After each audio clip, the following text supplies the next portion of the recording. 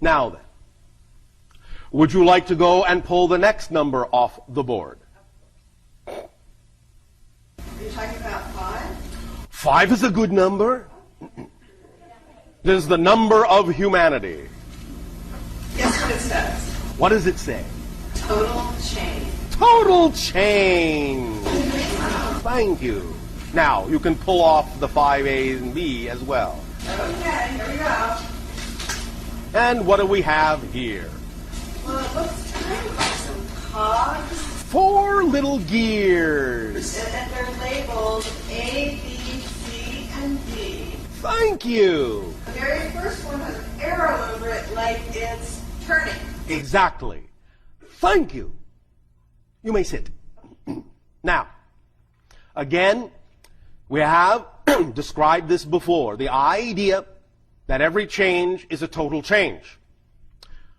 This starts to make very obvious sense, again, when you go back through to the beginning and use the science of the obvious, one thing leading to another. If everything is literally made out of one particle, then any time you exercise your consciousness on the matrix that is created by the particle that, in a sense, is you, then you will understand that any change you make must, by definition, change the path of that particle in some way, shape, or form. And if you change the path of that particle in some way, shape, or form, you have changed everything, everywhere, all at once. Just like all the little gears are all connected, you cannot turn the first gear without turning them all.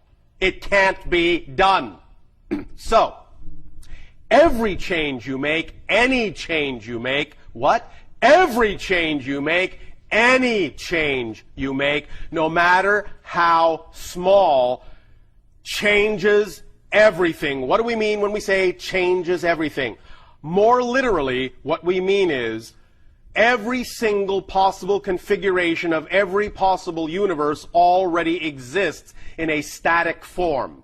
What you experience as a change is your consciousness shifting from one to the other in much the same way that you change channels on your television to go from one program to another. The idea is that every single multiple parallel reality is simply made up of a series of still shots, if you will. Again, we understand this is a crude analogy, but it will do. The idea is to understand that what you perceive as motion, even this motion, even this represents going through a multitude of infinite universes.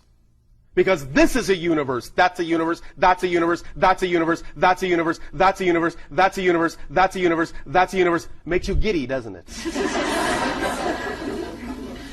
Literally, you are changing universes all the time, flickering through them with your consciousness at such an incredible, shall we say, rate of speed that you don't even realize you're doing it.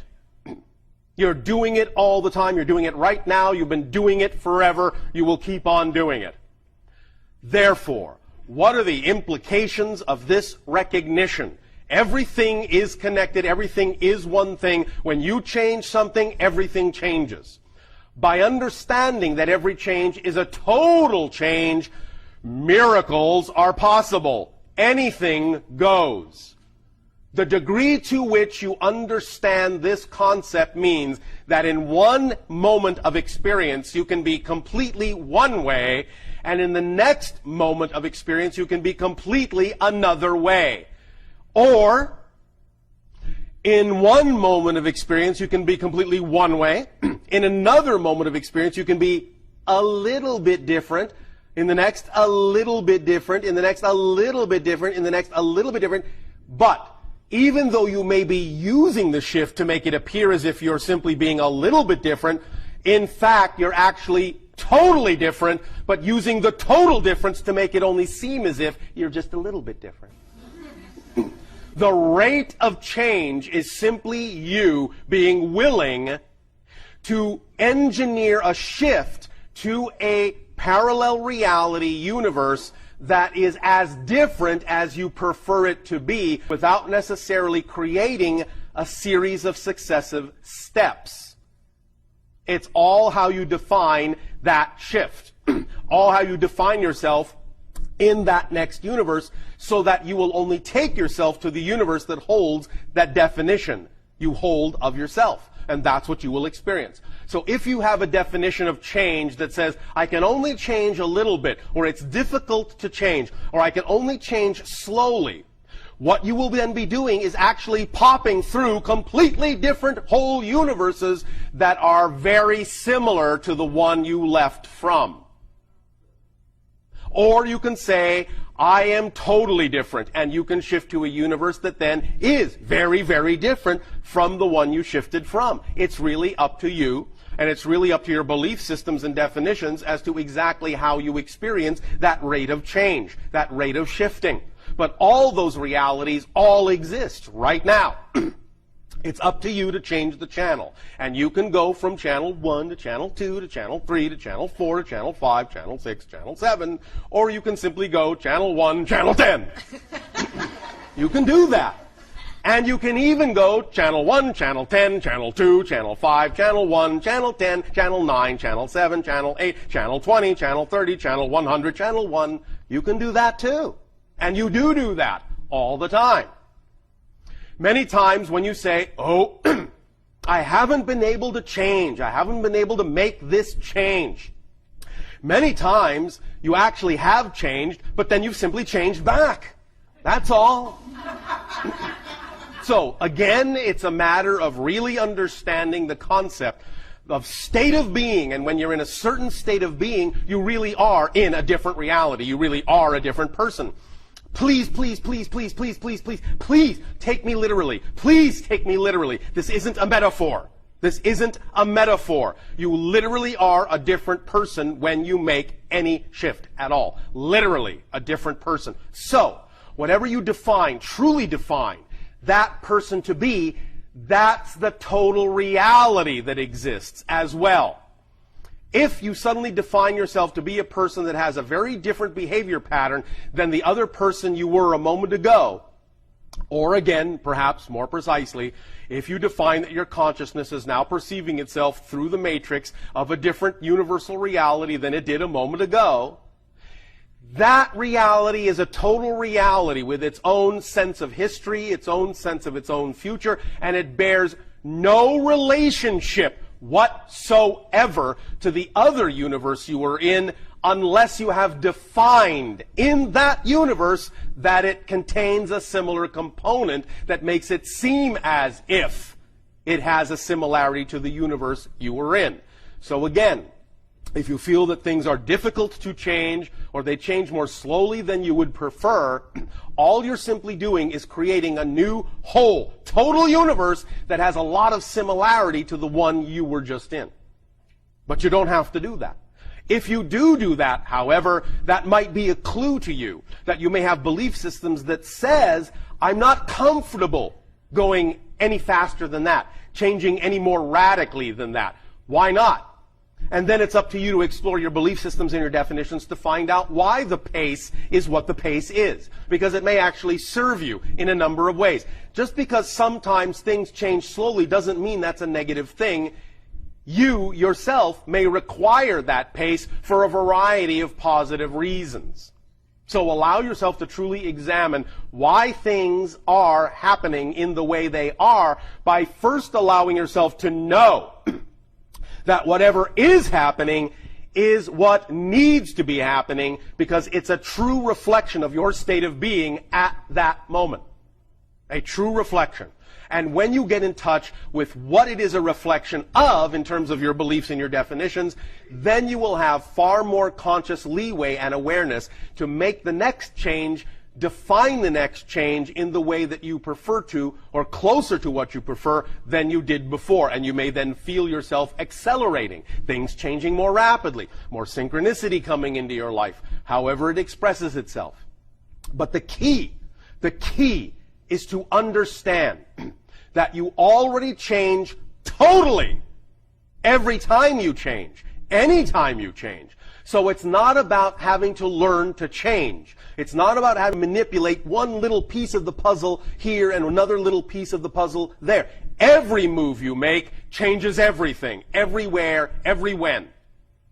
It's really up to you to simply determine what kind of total change you prefer, and to examine what it is within you that will allow you or not allow you, to give yourself permission to experience that change. Now, this is why we have also called this idea the 13th step. We understand on your program, with respect to the concept of addiction, that there are such things as 12-step programs, and these are all well and good. We are in no way, shape, or form invalidating. We understand they help many people.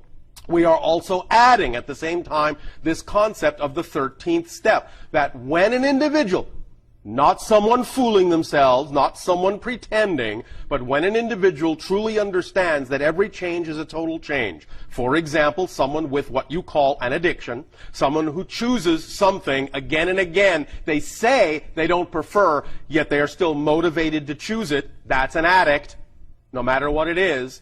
When you choose that over and over again without knowing why, in that sense, that's an addiction. The idea is that if you know every change is a total change, and you actually understand that when you change you become a completely different person, you are capable of defining that new person as someone who does not have an addiction and never did. That's why, if you actually use the 13th step when dealing with the concept of addiction, you will actually get to a place where you will be a person who doesn't even have the concept of having to worry about whether they will get the urge again to fall back into that pattern, because the point is if you're truly another person, you never had the pattern, you never had the addiction, and you will never feel the urge because it's not part of the makeup of your universe. Is that clear? Yes. Now, again, the degree of efficacy with which you use this concept is really up to you, and it may, when you begin to play with it, spark a process within you of getting in touch with the belief systems within you that may be connected to the idea of choices that might be read as addictions, so on and so forth. That's all right. The point is, if you start to work with this concept of ultimate change, total change, the 13th step, it will begin to allow you the freedom to understand. You do not have to fear. You do not have to fear that something can somehow reach out from the past and control you. That you are, in that sense, controlled by the things you were, and that you have no power against them. If you want to create that reality experience, you can. But remember, you're creating the experience of seeming to be powerless, and you're using your power to create it. So, there's the paradox.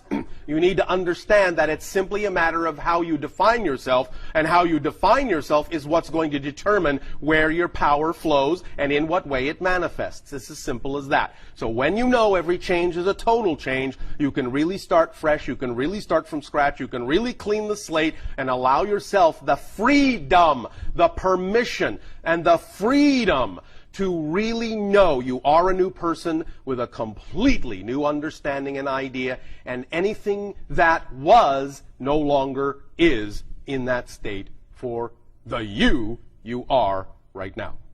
Make sense? Yes. All right? Simple physics, science of the obvious. That's all this is. That's all this is. Let it sink in. You don't have to get it all now. You don't have to get it all at once. As we said, every one of these ideas is a piece of a big picture, and the idea is to use them all holistically. And this is why we are stressing, shall we say, the idea, underscoring, shall we say, the idea of one leads to the other, the science of the obvious. If you know this, then you know that. Because when you have that foundation, when you have that spine, when you have that core, anytime you may find yourself getting a little bit confused, a little bit fuzzy on one particular concept or another, one particular tool or another, all you need to do is follow the spine all the way back to the beginning. Everything is one thing. It literally is just one thing. From that knowledge, from that knowing, go back down the spine in succession, clarifying on the way, making sure everything is based on the initial principle, and that will act as a clarifying mechanism for whatever it is you are dealing with at that moment. Does that make sense?